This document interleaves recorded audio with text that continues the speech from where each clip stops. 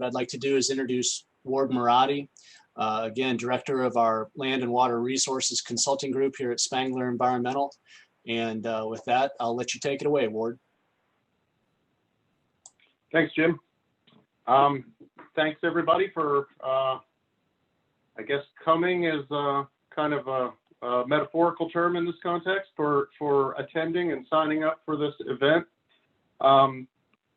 It's interesting to be presenting. I've done quite a number of virtual webinars by now, but I'm still used to giving live talks at conferences and other things. So it's still it's a work in progress. So I hope you enjoy and participate to the maximum extent you can in this talk. So obviously the reason we're all here is to talk about the changes to the definitions of the waters of the United States that were finalized in the Navigable Waters Protection Rule, which became effective this summer, I guess one day into this summer, June 22nd. The final rule was published in the Federal Register, I believe, in April of this year.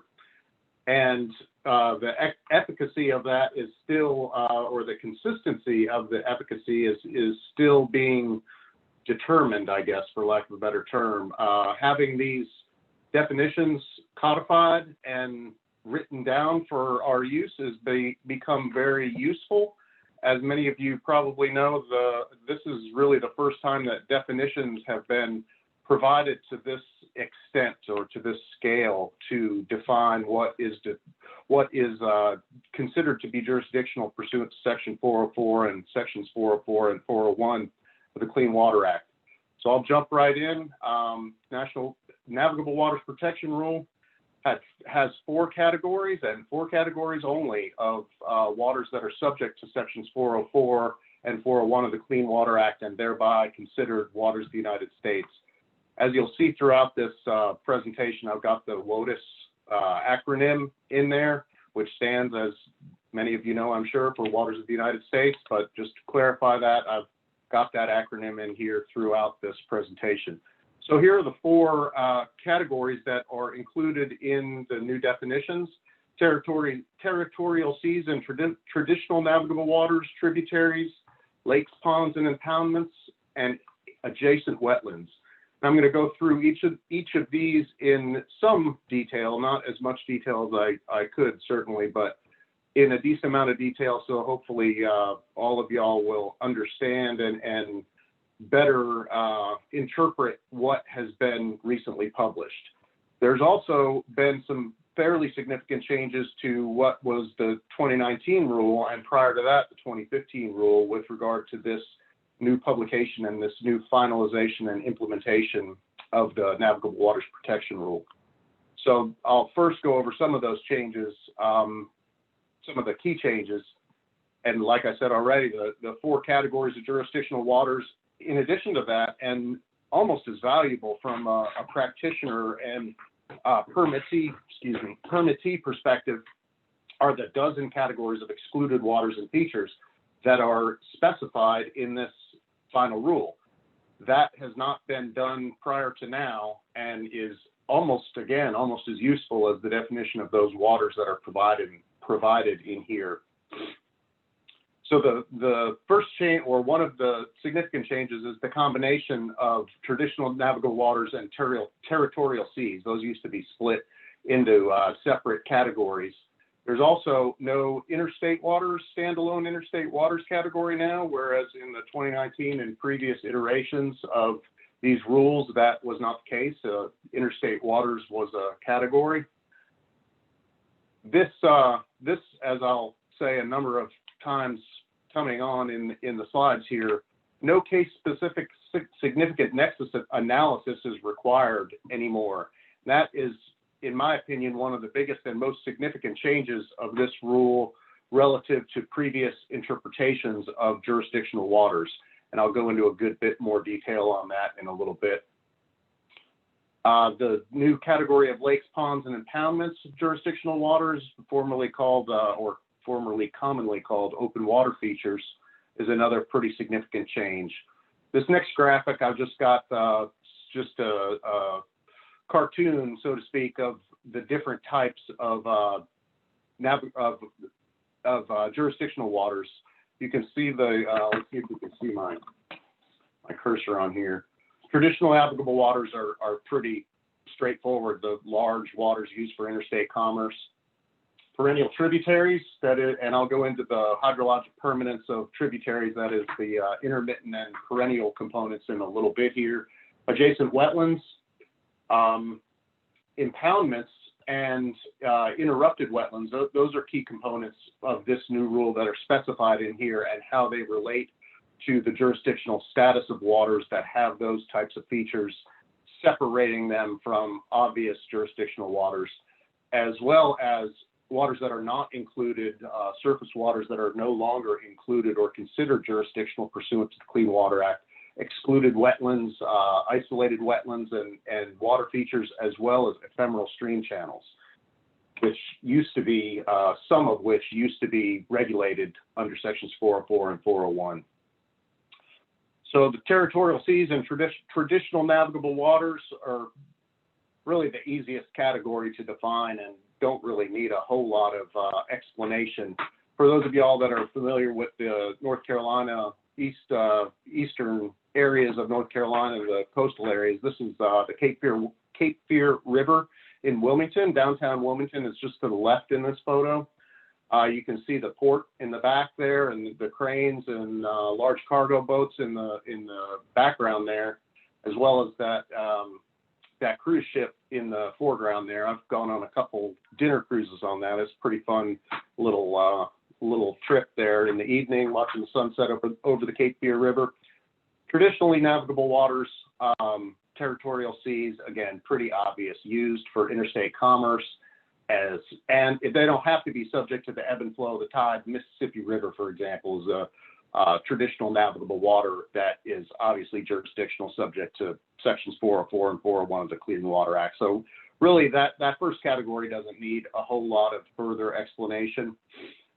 Tributaries, putting the definition of tributaries in this rule has been very helpful. While a lot of this has been common knowledge over the years, having it codified and down in black and white really helps the regulated community, practitioners, and folks that are not real familiar with it. Just being able, having a resource to be able to turn to, how familiar you are with the technical terms that are in it or not is a whole other matter, but having it codified is very helpful. So the definition of water subject to the Clean Water Act, that is, those waters considered waters of the United States, are restricted specifically now to perennial and intermittent streams. Those are the two in the red box there, the one in the center and the one on the left. The one on the right is an ephemeral channel, and that lower, let's see if I can get my cursor in the screen that y'all are seeing. This blue line right here is the water table, the groundwater. And so you can see the different level of interface between the groundwater from the perennial channel here, where it has almost continuous year-round connectivity to groundwater, and the base flow through those type of systems and those types of conveyances is primarily groundwater, that while in situations that the flow is not in response to precipitation events. Intermittent channels is those conveyances that have periodic connectivity, seasonal connectivity to the water table. In the Southeast, that's typically, the fall, winter, and springtime. A lot of the summertime, maybe late May to late September, there may be no flow at all, no water present at all in intermittent channels, but they still have connectivity to the water table, to the groundwater system, and that's evidenced by a number of factors that are discernible in the field that differentiate between intermittent and ephemeral waters. This one all the way on the right here is a depiction of ephemeral waters, and you can see the water table is down below the conveyance system, so it's not in contact, and those conveyances only move water in direct response to storm events, to precipitation events. And I'll go into some more detail about tributaries and the different hydrologic permanence. The term I use, that's not in the rules, the hydrologic permanence, but I'll go into that a little bit more in some subsequent slides.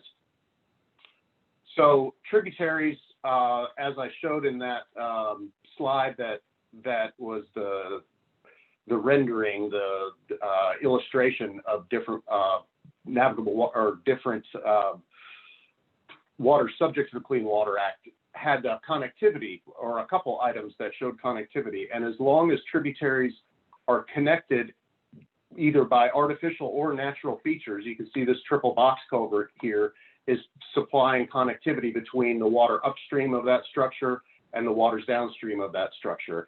As long as that connectivity is maintained, the upstream waters that are separated by structures like that, again, either artificial or natural, don't lose their jurisdiction. So the alteration, that is ditching, I'll go into a good bit of detail about ditches in a little bit, but the alteration or relocation of tributaries also don't modify their jurisdictional status as long as it satisfies the flow conditions. So you can see in this aerial photo here, there's a good bit of some of which anyway, were likely tributaries going through this marsh system that have been straightened and dug out over the years. Those maintain their jurisdiction as long as it can be documented that they are constructed in historically jurisdictional waters. So again, the ditches here, this is a little better illustration of the ditch concept and the maintenance of, or the keeping up of jurisdictional status of features that have been modified over time, but historically were natural conveyances of surface water. And I've got this aerial in the first, or in this slide here, and the next slide, I've got the same shot or the same extent, but with the USGS topographic map on it. And you can see on the right there, that straightened channel that goes through, it's shown as a wetland on the topo map here, which, you know, it comes down to field determination whether it actually is or not, but let's assume that that is really a jurisdictional feature and that conveyance was historically a stream. That's the documentation or the type of documentation that needs to be provided or proven to document jurisdictional status of features like ditches that are straightened and modified natural features. Again, if it's constructed through adjacent wetlands and conveys flow, it maintains its jurisdictional status, just like a stream that was straightened through a field. So the significant nexus test, these are some significant changes to tributaries that came through this rule. The significant nexus test, as I referenced earlier, is, from a practitioner perspective, wonderful thing that we don't have to do this anymore. The significant nexus test was originated pursuant to the Rapanos decision, which I believe was in 2006. And I believe it was Justice Kennedy that concurred with the majority, but had a separate ruling that referenced the requirement for documentation of a significant nexus of those resources to be considered waters of the United States. And so since the Rapanos decision in 2006, significant nexus test has been implemented to determine if what would be otherwise considered an isolated feature is indeed jurisdictional because of its nexus to other waters of the United States. So again, as a practitioner, that was an arduous, to say the least, task to put resources through that significant nexus test. There was a methodology that had been established by the Corps of Engineers and EPA to do that, but it was still not very decisive. There was a lot of wiggle room in it, and particularly with regard to the interpretation of that analysis on the regulatory side of things, the elimination of the significant nexus test is a significant, in my opinion, improvement, but in anyone's opinion, a significant change from previous rules. Like I already touched on, ephemeral streams are no longer considered jurisdictional, whereas in previous versions, including the 2019 rule, and certainly even more so in the 2015 rule, which came down at the end of the Obama administration, the jurisdictional status of ephemeral streams has been entirely eliminated. If it's considered ephemeral, it is no longer jurisdictional, period. And so that, from the permittee perspective, opens up a lot of resources that would have previously required permitting and very likely mitigation costs to impact. That's no longer the case. So there's some good definitions. Again, like I was touching on at the beginning of the talk, having the definitions of these items, the jurisdictional items formally codified, is very helpful. Again, whether a practitioner or a citizen or a permittee or anyone agrees with these final rulings or not, the fact that they're clearly defined makes the implementation, it's still not quite clear as drinking water, but it's not as muddy as it used to be, so to speak. One of the definitions, or a key set of the definitions, is the hydrologic permanence of surface water resources, stream resources particularly. Perennial I already touched on, or already touched on the hydrologic permanence component. But again, the perennial systems are those that are in continuous or near continuous contact with groundwater, subsurface flow, becoming a surface water resource within the channel almost year round. Intermittent, again, is seasonal connectivity to the groundwater, to the water table surfacing, daylighting, so to speak, for significant portions of the year consistently. And then again, ephemeral is a system that only conveys flows in response to precipitation events. The third component of, or the third type of jurisdictional feature that's listed are lakes, ponds, and impoundments, which were called for a long time open water resources. These are standing bodies of open water that contribute surface water flow to a traditional navigable water in a typical year. And so these are streams, rivers that are dammed and impounded. They also include natural lakes and ponds, but in the Southeast, with the exception of really South Georgia and Florida, I guess, the Southeast, the Carolinas, Virginia, Tennessee, there are very few natural lakes and ponds. Almost all of those resources are impounded conveyance structures or conveyance systems, streams, lakes. And so for those of y'all that are in the Triangle area, familiar with the Raleigh Triangle area, this is Falls Lake in this slide. Good sunset picture from a plane, probably, maybe a drone, over Falls Lake. But that's a great example. Falls Lake is the impounded portion, or an impounded portion, of the Neuse River. And this next slide, there's Falls Lake Dam. And so that's the Neuse River coming out of the spillway at the bottom there. The presence of impoundment structures like dams and other similar structures do not sever jurisdiction of the upstream waters. That's an important point that needs to be considered with regard to the status of those features, because some lakes and ponds that are impoundments or of ephemeral flow, for example, are not going to be considered jurisdictional, provided that the historic documentation of those resources, or lack thereof documentation that they're intermittent or perennial, will render them not jurisdictional. But just the impoundment structures themselves do not sever jurisdiction from jurisdictional features. Another definition, or another portion of the definition of the jurisdictional status of lakes, ponds, and impoundments is the inundation.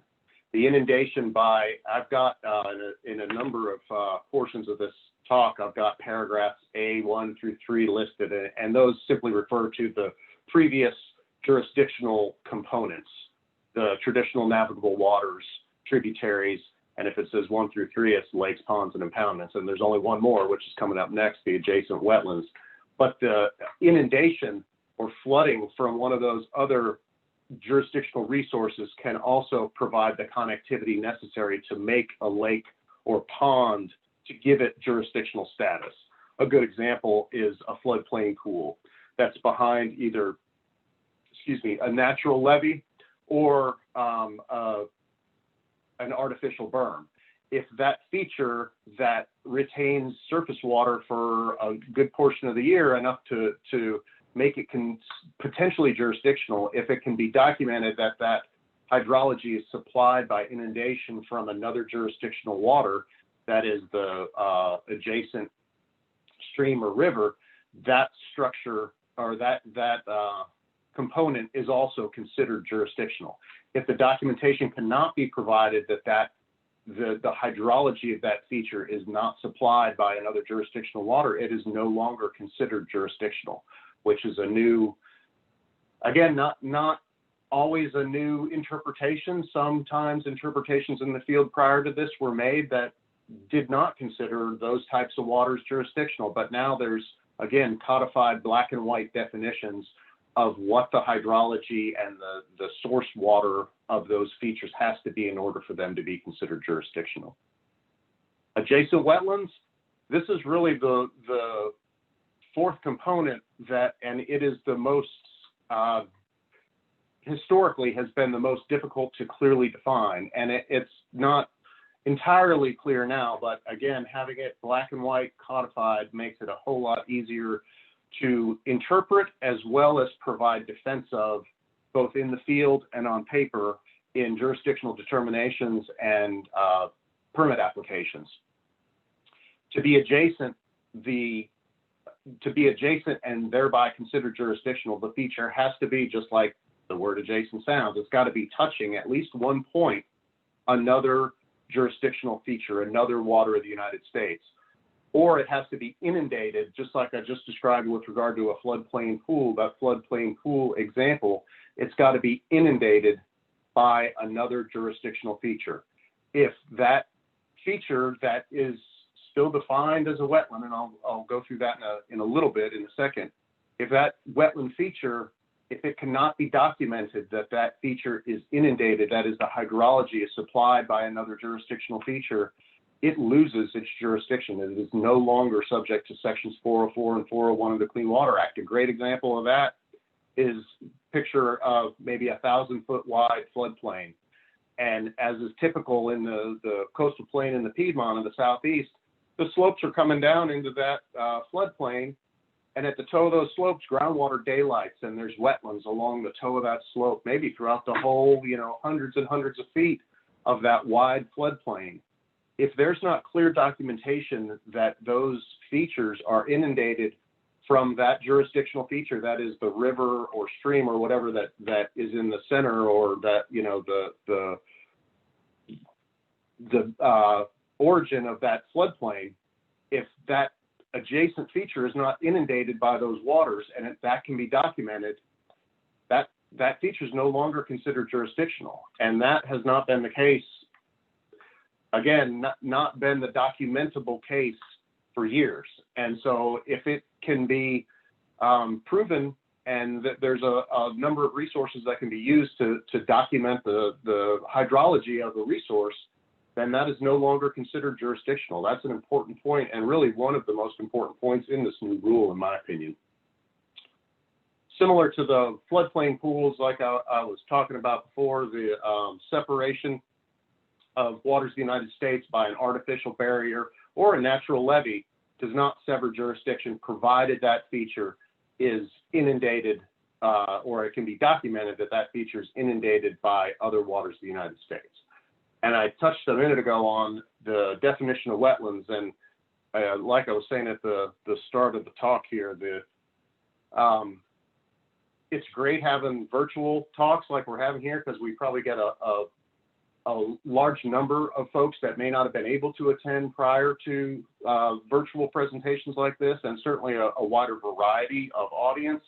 But I kind of miss standing in front of the podium or walking around and on the stage underneath the screen and asking questions of the audience and seeing people raise their hands. And, we do that in this setting, and half the people will forget to mute their microphones, and we'll hear their dogs and kids and other things. So it's one component that I miss. But anyway, this next slide is one of those questions.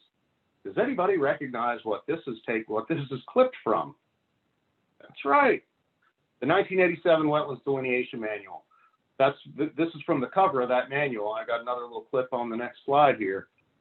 That the definition of what a wetland feature is still defined by the 87 manual. Granted, there's been regional supplements and a number of other more specific adjustments to that original 87 manual methodology and definition, but by and large, we're still sticking to the definition in the 87 manual, which is 3 parameters have to be defined in order for a resource to be considered a wetland. Its jurisdictional status is a whole other ball of wax now, but hydrology, soils, and vegetation, if it doesn't have wetland components of all 3 of those features, it's not considered a wetland, and by definition, is not jurisdictional, irrespective of its connectivity and the other issues that we're touching on here.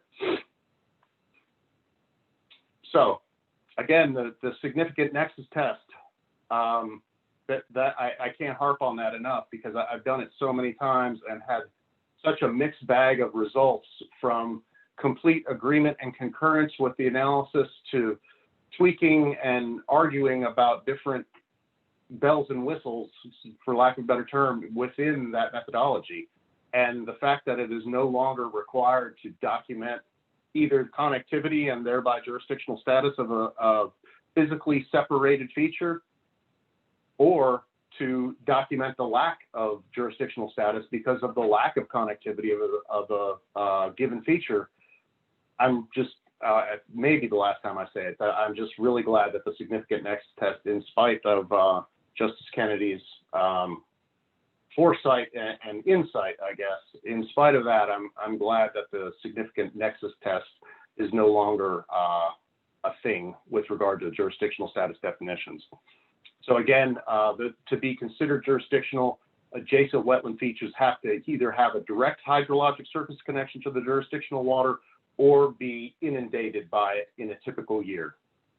And there's another difference between the definition of jurisdictional adjacent wetlands and other jurisdictional features that I'll touch on in a couple more slides.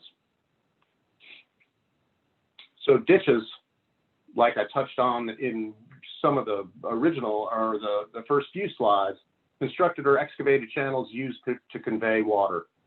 It was in the proposed rules, that not the final rule that was published this year, but the proposed rules, as I recall, ditches were a category that were included in there. That was removed in the final rule, and ditches are essentially rolled in, either excluded or rolled into other categories of waters of the United States. And this illustration right here is a good example of both sides of that. The one on the left there is a conveyance constructed through uplands, still conveys water, it's probably groundwater, through uplands. So that feature in and of itself at that location is not considered jurisdictional. The one on the right is obviously, or pretty obviously, at least the sinuous component of that water conveyance feature is a ditch that was carved through agricultural fields.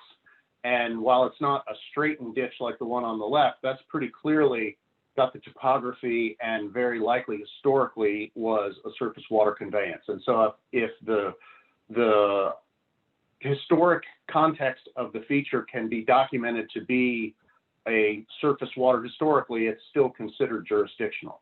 If it's, again, a conveyance cut through uplands that was not historically a surface water conveyance, it is no longer considered jurisdictional. Again, the one that was on the right there, and actually, you know, looking at this photo, that feature on the sort of the left side, that straight one coming down the hill there, at least the upper portion of it that's pretty straight and looks like it was cut through uplands may well be conveying groundwater. And if that's the case, that feature or that portion of those features in this photo are likely not considered jurisdictional, whereas the other feature there that's, again, sinuous and obviously in the valley bottom and based on historical aerial photography and other historical data, very likely to be considered or proven, documented, that was a historic conveyance of surface water features, which is the requirement in the context of a ditch. Again, the non-jurisdictional constructed through upland. Some that are constructed in wetlands, constructed to drain wetlands and convey flows through uplands, while the portion that's within the wetland may still be considered jurisdictional. The portion that conveys those flows through uplands where that did not occur historically would not be considered a jurisdictional feature. So if a road was going across the wetland that's getting drained by the ditch would be considered jurisdictional and permitting and mitigation would be required. But if the road was to be constructed through the portion that goes through what were upland areas and documentable upland features that did not have surface water conveyance historically, that road and that culvert or bridge or whatever the feature is causing the impact would not result or not require permitting, which is a significant difference from a lot of the interpretations that have been done historically. Aquatic features excluded. Here's the dozen features that are excluded. And this, quite frankly, is almost as valuable as the definition of the 4 types of features that are jurisdictional, is this list of a dozen features that are not, because this, again, helps to clarify the fact that this is codified and in black and white clarifies the definition of what is jurisdictional by formally throwing these features out. That's very helpful to the practitioner and the permittee to understand as well as defend the features that are not subject to sections 404 and 401. Obviously, uplands, going back to the 87 manual, if it's an upland, it's not jurisdictional. If it doesn't meet the 3 criteria of a wetland and it's considered an upland and it's not a ditch that needs to be evaluated with regard to its historic conveyance of surface waters, if it's an upland, it's not a wetland, and it's not jurisdictional. Upland's not in there, but not in that list of a dozen exclusions, but that by definition is not considered a jurisdictional feature. The exclusion of surface water features. Excluded features may convey surface flow to flow downstream, and that's kind of what I was talking about with regard to that ditch in the photo with the straight ditch through there. That was in the context of being dug in a wetland upstream somewhere, conveying flows through an upland and discharging into another jurisdictional feature downstream.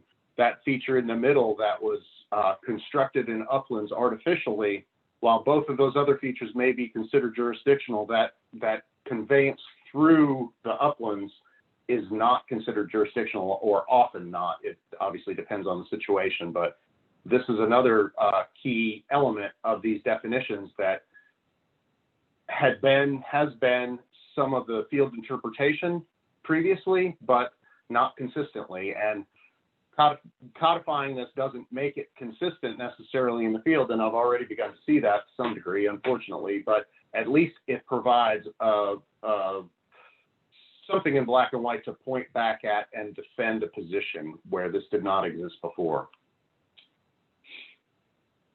So here's just another little bit more clarity on things that are not that are not included in the exclusion list, but are not considered jurisdictional. That center one is of particular importance. If it's not explicitly excluded and not explicitly shown as jurisdictional, then it's not jurisdictional. If it's not one of those 4, and it can't be documented that it's one of those 4 with all the specific components about inundation and source water and the other things that are in those definitions, if those can't all be documented, then it is not considered subject to sections 404 and 401 of the Clean Water Act. That's very important.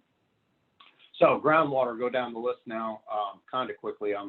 We kind of meant to have this talk run about 35 or 40 minutes, and I'm getting up on there just so we got time for plenty of questions here. So I'll run through these exclusions. Groundwater, that's pretty obvious. Groundwater features, even if they're conveyed and discharged into another conveyance feature, the groundwater features are not subject to sections 404 and 401 of the Clean Water Act.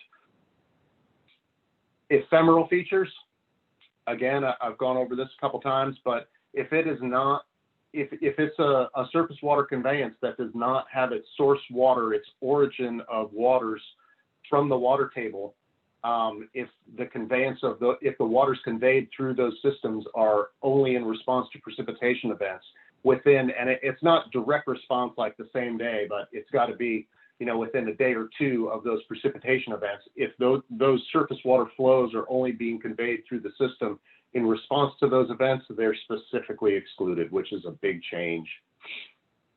Diffuse stormwater runoff. A lot of y'all are probably familiar. This is a level spreader in this picture right here, which by design is supposed to convey flows, sheet flows often over uplands, but supposed to convey sheet flows. That is not concentrated flows.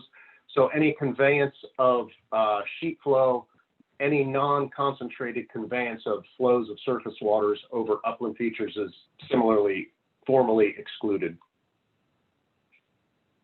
Ditches not identified as the water of the United States. I've gone through this quite a number of times, but here's that photo again.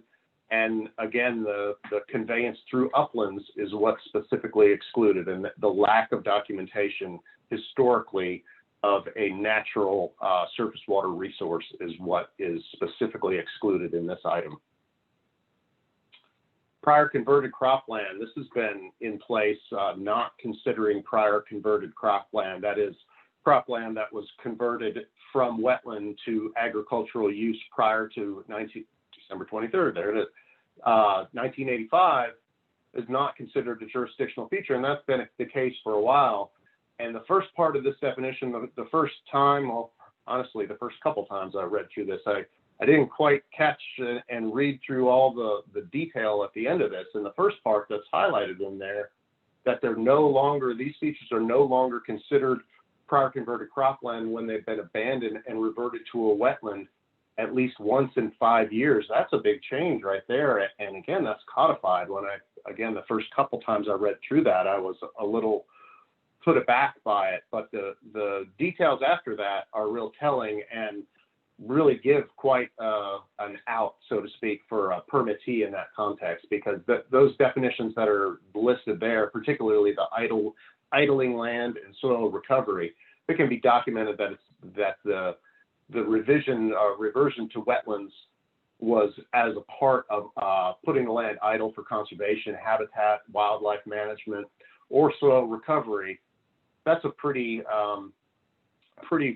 broad brush of an out, so to speak, to document that, yeah, the hydrology and the soils and potentially the vegetation have returned to the wetland situation, but that land was left idle for other purposes, and it wasn't just left dormant for dormancy's sake. And the recurrence of those features were as part of something else, and it doesn't bring those features back into jurisdiction, which is a very important point, particularly for change in use later on.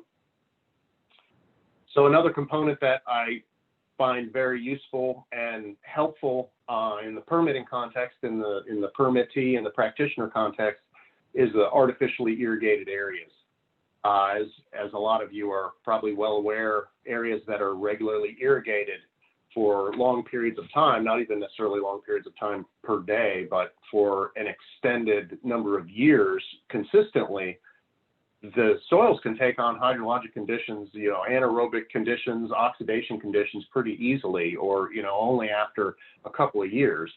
And having this formal exclusion included in the rules is a big step with regard to clearly defining that those resources whose hydrology is provided by surface irrigation, that is artificial irrigation, are not subject to Section 401 and 404 of the Clean Water Act. That's a very important component.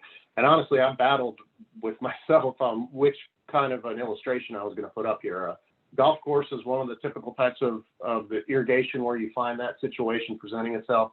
So is like center pivot irrigation in agricultural fields, and that kind of ties into the previous slides about prior converted croplands. But I've got a couple projects at hand right now where this golf course irrigation, particularly on adjacent residential areas, the water comes and drains down through other features across the cart path and a number of other scenarios where the hydrology has been artificially provided for a decade or multiple decades. And the soils, again, are in an anaerobic condition, but you look at the soils maps, you look at adjacent areas that are not inundated by those irrigation flows, they're very clearly not hydric soils. And so providing this definition is going to be very useful and has already become very useful with regard to the coming to agreement with the regulatory agencies about what is subject to the rules and what isn't. It's very helpful. Artificial lakes and ponds, provided that these structures are constructed in upland areas.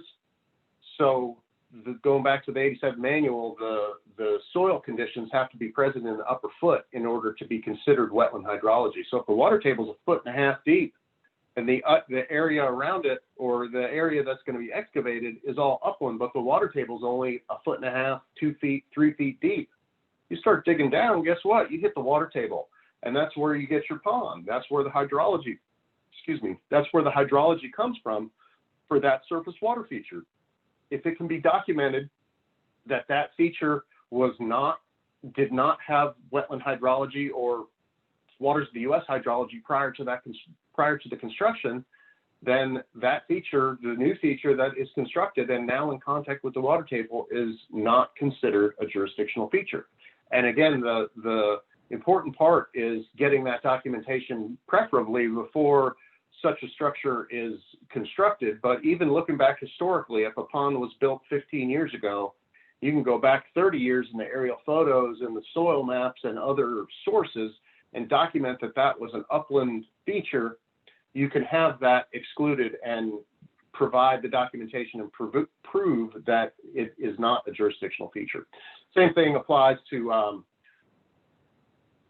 mine pits and mining activities. It's not real easy to tell, but this is that the swirlies and spiral in there is a sand mine down in Greene County, North Carolina, that I'm pretty familiar with. And that feature is excavated entirely in upland, even though it's right next to the floodplain of a river there. The features were upland prior to excavation of that pond, and so that, or excavation of the sand pit. And so the water features that are visible and are become surface waters as a result of that excavation activity are clearly not considered jurisdictional features. And that's true in a sand mine in the coastal plain like this one in Greene County. It's true in a gravel mine in the Piedmont, and it's true in a granite mine in the mountains. Anytime that you can document that the feature was, or the surface area of the feature was an upland prior to excavation, the creation of a surface water feature subsequent to that excavation does not make that new feature jurisdictional, and now it's documentable through these new rules. Stormwater control features, I had that level spreader in there a little while ago, but same is true of detention ponds and other features, provided they are constructed just like the excavated ponds and the mining pits and the other items that I was just discussing, providing that it's documented that that feature, or documentable, that feature did not have jurisdictional hydrology prior to the construction of it, then it is not considered jurisdictional. If that structure is constructed as an inline feature within a stream, intermittent or perennial stream conveyance, or a wetland or some other jurisdictional feature, then it cannot be formally excluded. And I'm in the process of going through the definition of some of this in the coastal plain right now on a couple of projects, and I'll report back to see how the outcome turns out. But we're beginning to gather the documentation of the upland conditions, but the adjacency of some of these features to other clearly jurisdictional, currently jurisdictional features is so close that it's going to be very interesting to see how it plays out. And maybe in the next round of this talk, I can report more on that. I should know something within a month or so. Groundwater recharge, water reuse, wastewater recycling structures. These things are also not, they're formally excluded, and those are often used tertiary treatment plants and other things. These have long been excluded, but here are codified specifically. Waste treatment systems, it's kind of the same thing as the previous slide. Well, like that line on the bottom says, they've been excluded from waters of the United States since 1979. This final rule defines those things, which is very helpful and has not been the case previously. This photo here is a site that I worked on a good bit down in Brunswick County, North Carolina, secondary treatment system. It's being upgraded to a tertiary treatment system with an infiltration field. You can't see that in this photo, but none of those features, because they're being constructed in uplands, and it's been documented that they're constructed in uplands, jurisdiction cannot be taken on any of those features. And now finally it's codified and in black and white. And with that, we're essentially at the end here. One of my favorite biology professors in college always used to say, when you come to a fork in the road, take it. And so here we are, we're at a fork in the road with significant changes to jurisdiction and a more clear path than we had 2 years ago, but the best path to the end goal is still not real clear, and it's an evolving process, and it, based on the election results, is going to continue to be an evolving process. So I encourage anybody that's got any questions about your specific project stuff. Jim and I are, like you said at the intro, going to take some questions now, but we would prefer that those are not generic, but general questions with regard to the new rules and the components of them, and not project-specific questions. And again, if any of y'all have got project-specific questions, I'd encourage you to reach out to Jim or myself, either right after this meeting or sometime in the near future. Again, like Jim touched on, this was part one, just going over the definitions of the new things.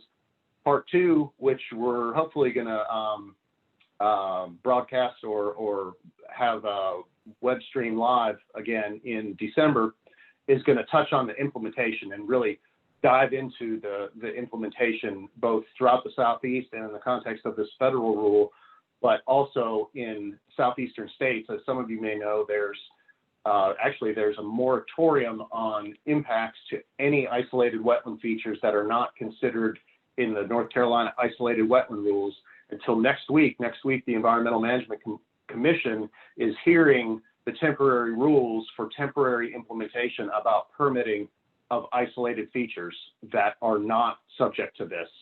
So stay tuned for that. Hopefully I'll be going into detail about what the final ruling of the EMC is going to be next week. But Virginia, for example, already has waters of the state permitting requirements. And so anything that gets excluded by the Corps of Engineers in the Norfolk District or throughout the state of Virginia is still considered a water of the state. And there are a number of, the state of Florida obviously has different water districts that have different implementation rules for waters beyond waters of the United States. And so the second talk is going to be going through in a good bit of detail about different locations and about different local implementation, local state implementation, and the varying degrees of it throughout the Southeast. So again, if you got some questions, please put them in, and I think Jim's going to run through them right now. Thanks everybody for coming in on this and participating with it, and I hope you all can come to our round two in a few weeks. Thanks. Thanks, Ward. Appreciate that. A lot of great information there. And you're right, we did have several questions and still have questions coming in. We'll try to get to as many questions as we can here over the next few minutes.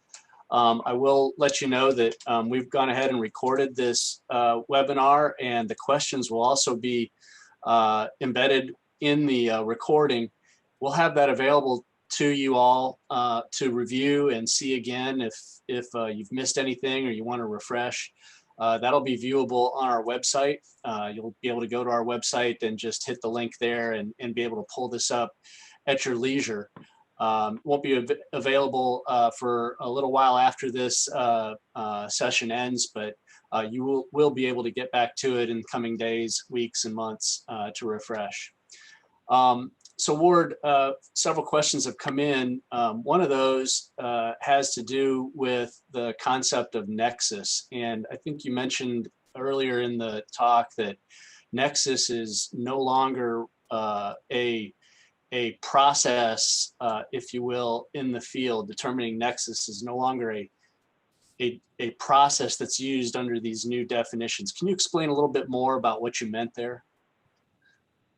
Well, the significant nexus protocol, like I think I mentioned, was established subsequent to the Rapanos decision and Justice Kennedy's comments or reference to documentation of a significant nexus.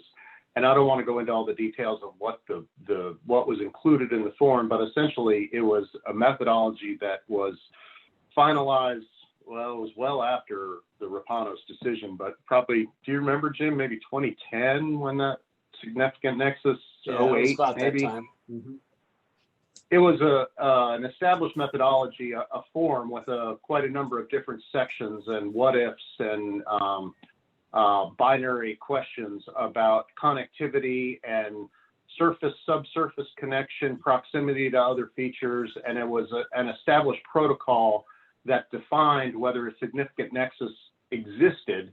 And then what a significant nexus was or is was documentation that a given feature, while it wasn't connected at the surface, it had a significant nexus of connectivity to other waters. And some of those features could have subsurface connection.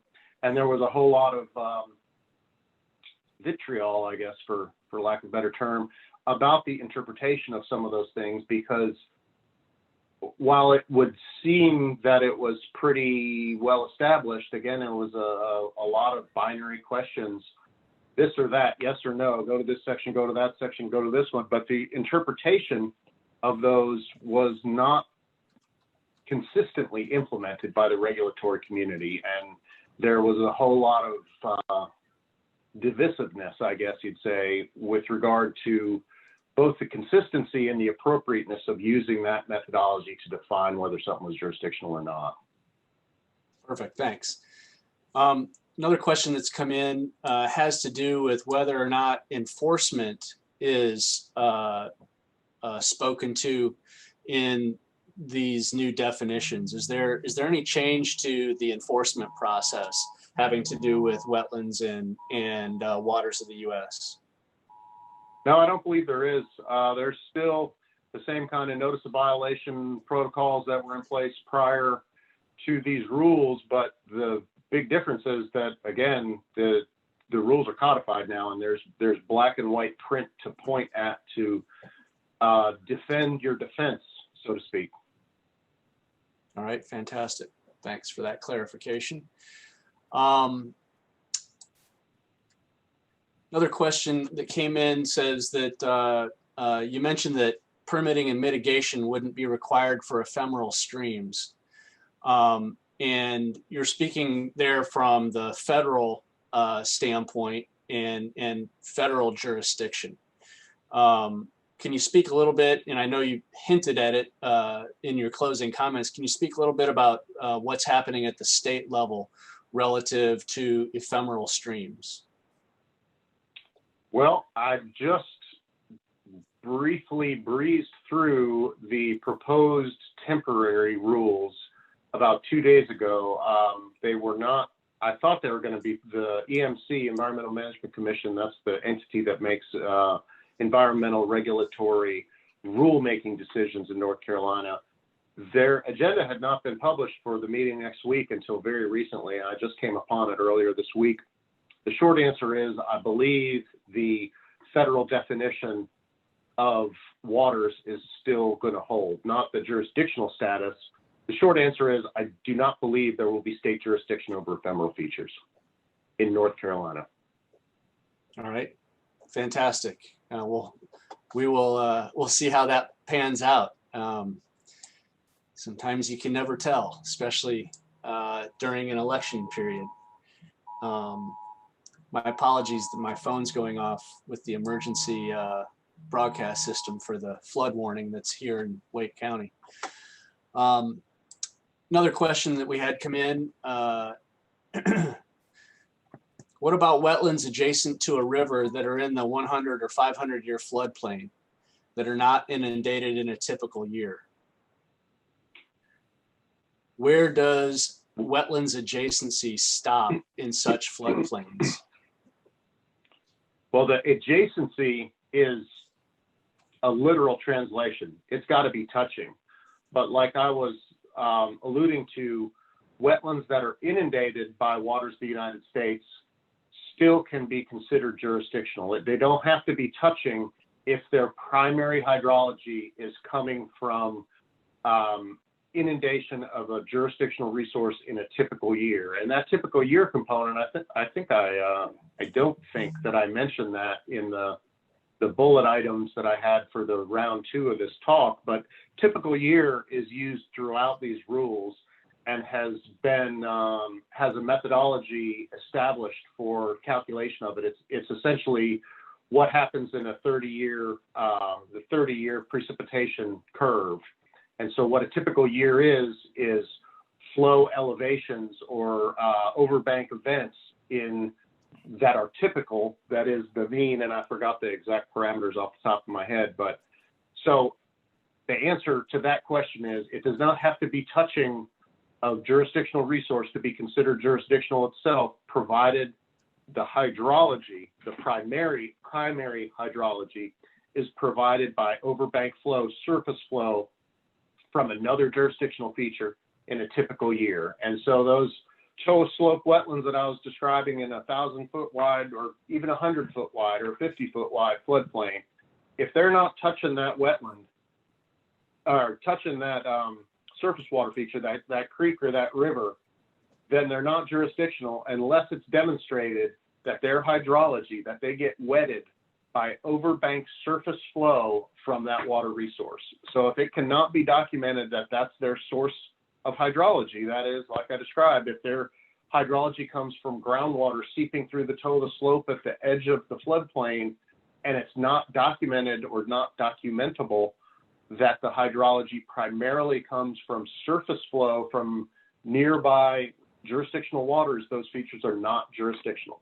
If they're not touching or they're not inundated by other jurisdictional features. So that leads to kind of a follow-up question to that, Ward, and one of our attendees asks and gives the example of large areas of wetlands in the lower Cape Fear that are in the floodplain, I presume. And the question is, except for the historic stream channels, are these wetlands now non-jurisdictional, if not typically inundated? So if they're not typically inundated, then it comes down to the adjacency question, the proximity question.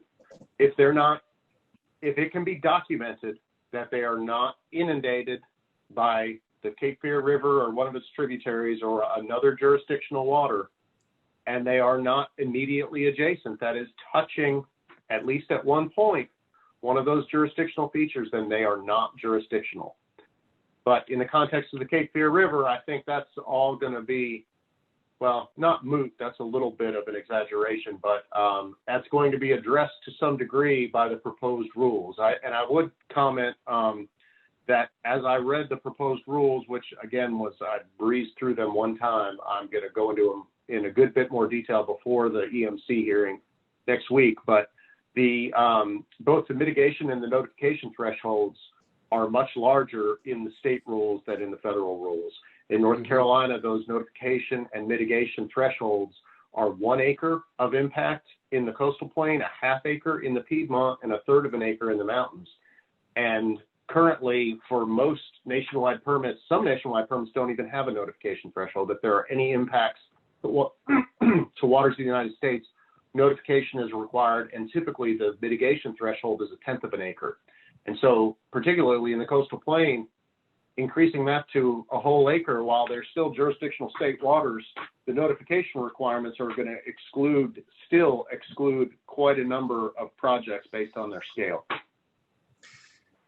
This next question's, and we just have time for a couple more, but this next question is an interesting one, and it has to do with the exclusion of groundwater from waters of the United States that came from a Supreme Court decision that was in a case out in Hawaii. And it was just a few months ago that decision came down.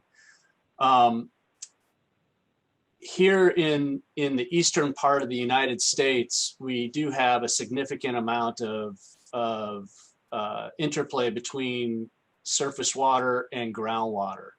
And it's difficult to tell in the field what the source is. Is the flow that you're seeing a surface water source, or is it a groundwater source? Is there any discussion in this new set of definitions about groundwater specifically being excluded as a water of the United States? Yeah, it's at the top of the exclusion list. Groundwater is specifically mentioned as an exclusion. Now, with regard to the Maui decision, that I've not seen an analogous situation brought to bear in the Wilmington district or any of the southeastern districts as of yet, but the short/simple answer is that groundwater is specifically the jurisdiction of groundwater from these section 404 and 401 of the Clean Water Act is specifically excluded. Now, defining what is a groundwater source and what is surface flow contribution, which, as I recall, I don't know a whole lot or do not recall a whole lot about the Maui decision. but I believe that's what it was based off of, and that's one of the areas that's yet to be resolved in the southeast, I would say. But again, groundwater is specifically listed. It was, as you may recall, on one of my slides, specifically as an exclusion. So the details about documentation of the source of a hydrologic situation in a resource has not yet been addressed like it was in the Maui case. But again, it's groundwater specifically excluded in the new rules. Great, thanks. The last question has to do with just the lay of the land, I guess is the best way to put it. The question is, these rules seem to add complication to the field effort. Would you agree that the field effort now becomes more difficult, or would you say that overall, when it comes down to the practical application of these rules, we should see a reduction in cost because the process is now more predictable? I think the process is more predictable now because it's been codified. The implementation of this has just started, so the consistency is not there yet. But I think having these definitions, again, codified like they are now, this is the first time that this clear of definition of different components has been made. And so I think not too far down the road, the efficiency will increase because the regulated community and the regulator community will come to terms and be on the same page much better than we have been historically. Fantastic. Great. I'm sure a lot of clients of yours and others will be glad to hear that. Folks, it's time that we bring this one to a close. We hope you found this to be interesting, and I'm sure there are likely a number of questions that are still out there. We've tried to get to all of those that were posted on the Q&A, and if there are outstanding specific project questions or questions that come to mind as you go back to our website and review this webinar again, please feel free to reach out to Ward. His information is shown there on the screen. You can reach us also at our office number. Our staff, headed by Ward, will be glad to get back with you directly. Thank you all for attending today. I hope you'll come back at the next event, and that should be here in just a few weeks. We're scheduling that for the middle of December, so it'll be timely and will be something where I think you'll continue to be intrigued by the changing landscape in the water resources area here in the Southeast. Thanks again for joining us, and stay safe and stay well. Thanks, everybody.